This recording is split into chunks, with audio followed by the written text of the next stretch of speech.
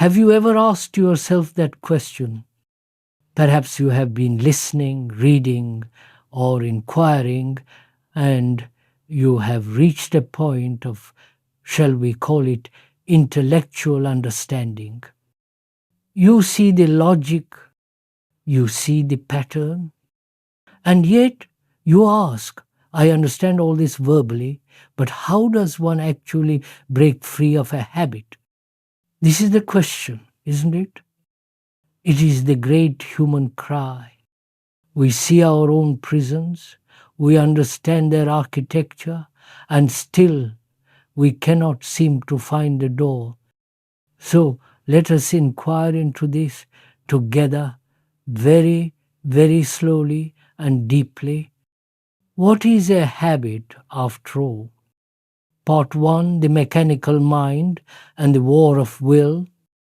At its simplest, a habit is merely a repetition, a path worn deep into the brain.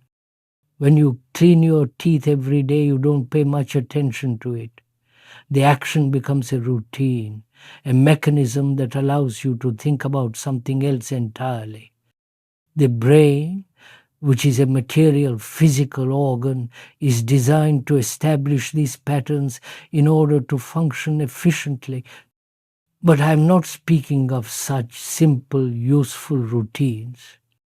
I am speaking of the psychological habits, the patterns of thought, of fear, of pleasure, of sorrow, which the brain also establishes. The habit of drinking, of smoking, of sex, of seeking a particular sensation. The brain establishes a pattern, repeats it, and then it becomes mechanical. And in this mechanical repetition, the brain itself becomes dull, doesn't it? It loses its sharpness, its newness, its vitality. It is no longer fully alive, but rather operating from a script written yesterday. And what are our most profound habits? Are they not the habits of the mind? The habit of searching, for instance. The habit of searching for God, for truth, for enlightenment, for security. We go to a temple, to a church, to a mosque, or in our modern world we go to some exotic guru, perhaps one who promises us everything, who tells us we are divine and yet lets us do exactly what we like. We follow spiritual influencers.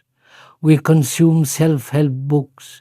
We join groups, all in the habit of searching, believing that an authority, an other, will give us the key. This very search becomes our most comfortable, our most respectable habit. Or consider the habit of our technological age, the endless, compulsive scrolling. The moment there is a second of emptiness, of boredom, the hand reaches for the device.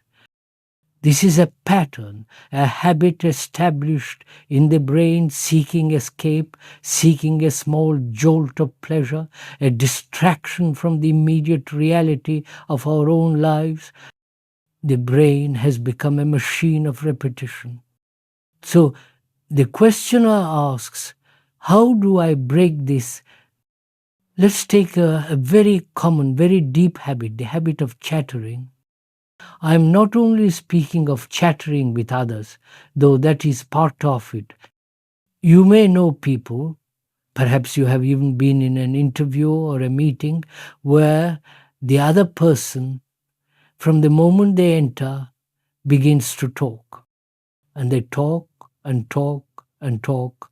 And when they leave, they feel they have had a wonderful interaction, when in fact there was no meeting at all, only a performance. But I am speaking of something far deeper, the chattering inwardly, the constant, incessant monologue inside our own heads. The brain is always talking to itself, isn't it? Replaying an argument from yesterday, justifying itself, planning what it will say tomorrow, commenting, judging, comparing, worrying. It is an extraordinary habit that most of humanity lives with. We can never be quiet, never truly silent, because the brain is terrified of stillness. That inner silence is a kind of death to it. Now, I have this habit of chattering. How do I stop it? This is the crucial point. What is the very first impulse? The first impulse is to act upon it. I say to myself, I must stop this. It is a waste of energy. And so, who is the entity that is to stop the chattering? Is it not just another part of the chatter? Is it not just another thought, a more respectable thought, a disciplinarian thought that now tries to impose itself on the bad thoughts? You see the problem immediately. You have simply created a division, a new form of internal noise. It is like asking one part of a noisy crowd to silence the rest of the crowd by shouting, "Be quiet." The noise hasn't ended. It has simply changed its quality. So we have to ask a much more serious question. Is there an entity inside of you, a sensor or a higher self that will act as a brake upon the chattering? And if you say yes, there is, I ask you to look at it. What is it? Is it not what we call will? I decide not to chatter. But what is will? If you look at it very, very closely, you will see that will is simply the quintessence of desire. It is the assertion of desire. I desire to be a quiet person, a spiritual person, a person who is not wasting energy. That desire creates the will to stop. And what happens when you use will to stop a habit? You create a conflict, don't you? There is the I who chatters and the I who desires not to chatter. And these two are now at war. This battle is the habit. This conflict is the wastage of energy. You have not ended the habit.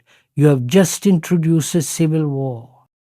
So, I want to find out how to stop a habit like chattering or scratching my head or smoking or keeping my mouth open. Any habit without any kind of effort. You must understand my question, for this is the central inquiry. Is it possible to do something, or rather to end something without effort? This may amuse you. It sounds impossible, lazy even, but will you go into it with me? Will you find out for yourself, taking your own particular habit, if it can be ended without any action of will, without decision, without compulsion? We live on the two elements of reward and punishment. If I stop, I will be rewarded with peace. If I continue, I will be punished with agitation. Can I break this habit without any of that, without any of these side effects, without this internal violence? So, let us begin this inquiry again.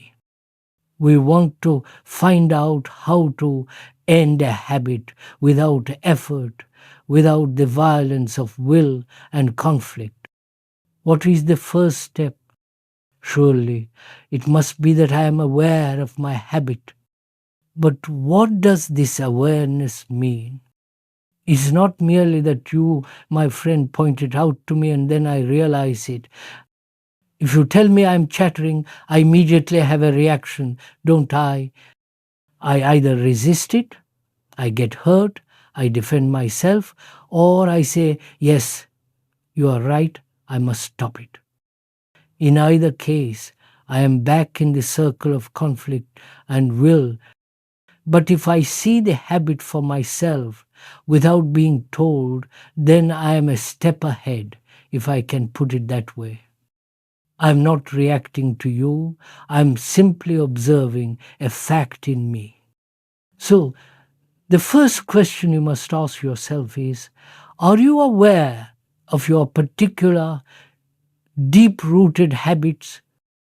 Are you aware of the chattering, the constant inner monologue, the habitual way you seek comfort or escape? Now, let us assume you are. You are aware that you chatter. What does that awareness truly imply? This is where the whole art of it lies. For most of us, awareness is instantly followed by judgment. We are aware and we condemn. We are aware and we justify. We are aware and we explain it away. I chatter because I'm nervous. I chatter because I have so much to do. I chatter and it's a terrible thing. I must stop. All this is not awareness. It is the old memory, the old tradition, the old conditioning reacting to the fact. Awareness, as I am using that word, means to look at something, to watch it without any reaction, without any choice. Can I just watch the chattering? Can I observe it as I would watch that tree moving in the wind? I can watch the tree because I have no particular opinion about it. It is a beautiful thing, and I am not involved. But can I watch my own chattering, my own envy, my own fear in the same way? You see, this becomes extraordinarily difficult because we watch everything through the screen of our prejudices, our opinions, our memories, the whole structure of words and conclusions we have built up. When I watch my chattering, I instinctively believe there is I, the watcher, the observer, the sensor who is separate from it, the chattering, the thing being observed. But is this true? Is the watcher, the entity who says I must be quiet, any different from the noise itself? Is he not also a product of thought?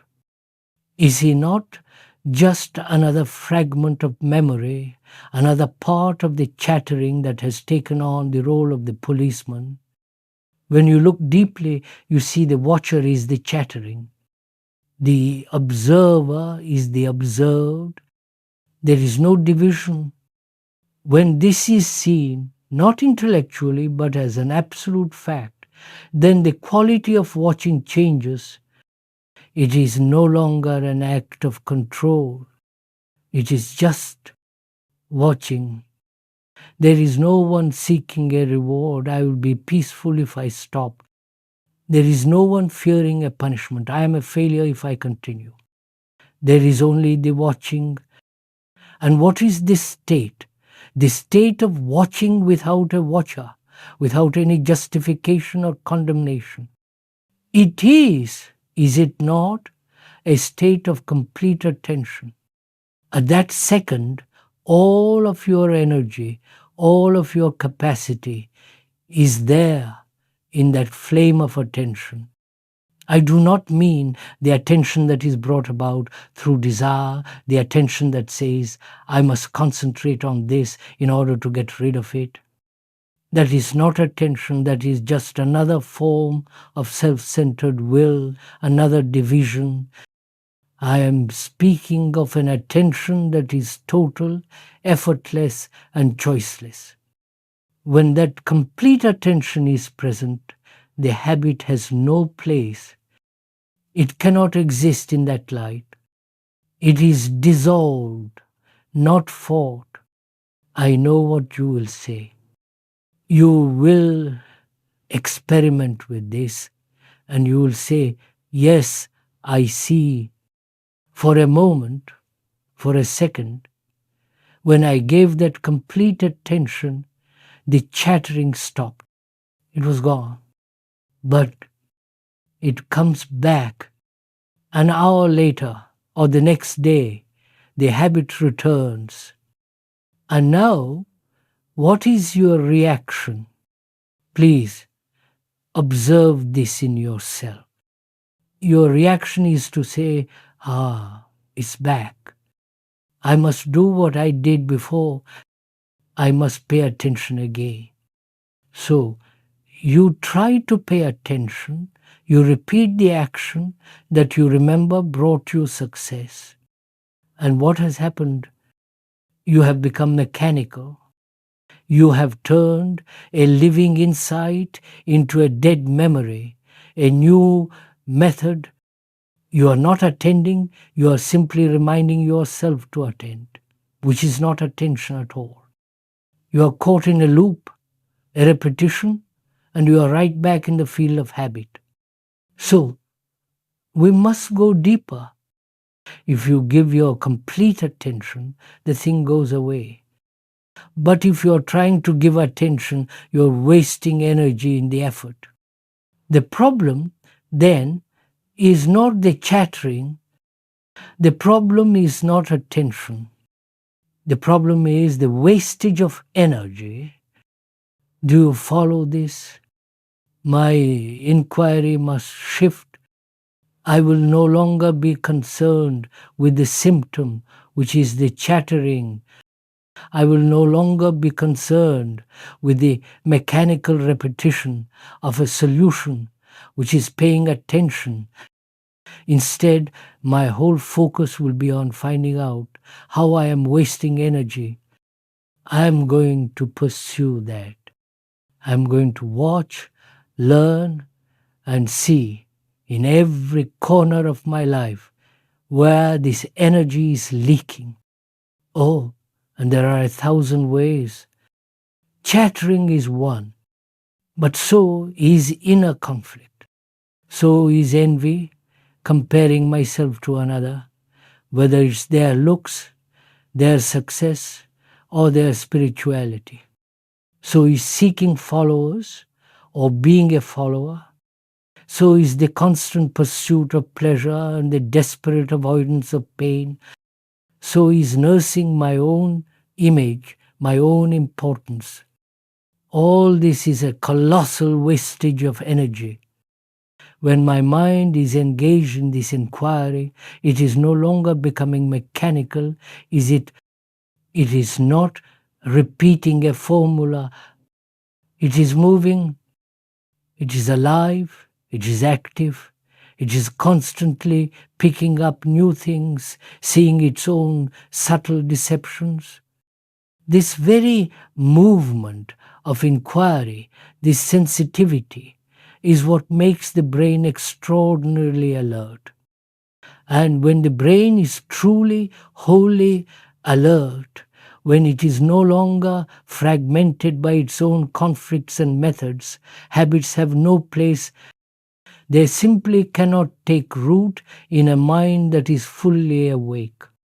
If this inquiry, this shared journey into the nature of our own minds has been of value to you, please consider liking this video and subscribing to the channel for more explorations.